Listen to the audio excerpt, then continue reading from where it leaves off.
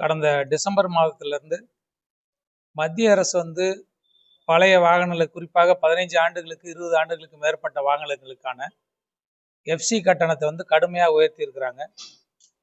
இது வந்து சிறு லாரி உரிமையாளர்களை நேரடியாக பாதிக்கக்கூடியது.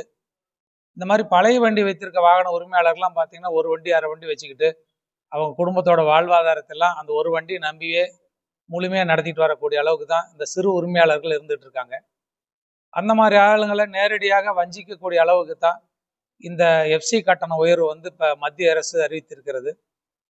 இதில் வந்து தமிழகத்தில் வந்து கிட்டத்தட்ட 30,000 வாகனங்கள் வந்து எஃப்சி ஆகாமல் அதற்கு பணம் கூட கட்ட முடியாத அளவுக்கு சிறு உரிமையாளர் தடுமாறி கொண்டு அந்த வாகனங்கள் எஃப்சி கூட செய்யாமல் இன்னும் அரசு ஏதாவது தங்களுக்கு உதவி செய்யுமா என்கின்ற நோக்கத்தில் காத்துக்கிட்டு இருக்காங்க.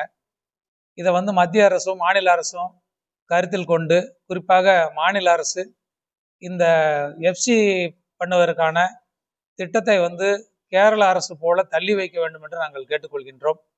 ஏன்னா கேரள அரசு வந்து இதுக்கு வந்து ஒத்தி வச்சிருக்கிறாங்க. அவங்க இவ்வளவு நாள் இந்த பழைய வாகனங்களுக்கான எஃப்சி வந்து மத்திய அரசு போட்ட திட்டத்தை வந்து தள்ளி வைத்திருக்கிறார்கள். மேலும் மத்திய அரசும் இந்த மாதிரி சிறு உரிமையாளர்கள் மனதை கருத்தில் கொண்டு அவங்களுக்கு இந்த கட்டணத்தை முழுமையாக ரத்து செய்ய வேண்டும் என்று கேட்டுக்கொள்கின்றேன். ஏன்னா சிறு உரிமையாளர்கள் அன்றாட வாழ்வாதாரத்தை தடுமாறி கொண்டிருக்கின்ற சிறிய உரிமையாளர்களை வஞ்சிக்க வேண்டியதில்லை என்பதை தான் நாங்கள் வலியுறுத்துகின்றோம். ஆனால் இந்த 30,000 வாகனங்களும் இந்த எஃப்சி கட்டணம் செலுத்த முடியாமல் காத்து கொண்டு இருப்பதை எங்கள் சங்கத்தின் சார்பாக மத்திய அரசுக்கும் மாநில அரசுக்கும் தெரிவித்துக் கொண்டு இந்த கட்டணத்தை முழுமையாக விலக்கிக் கொள்ள வேண்டும் என்று சங்கத்தின் சார்பாக கேட்டுக்கொள்கின்றோம்.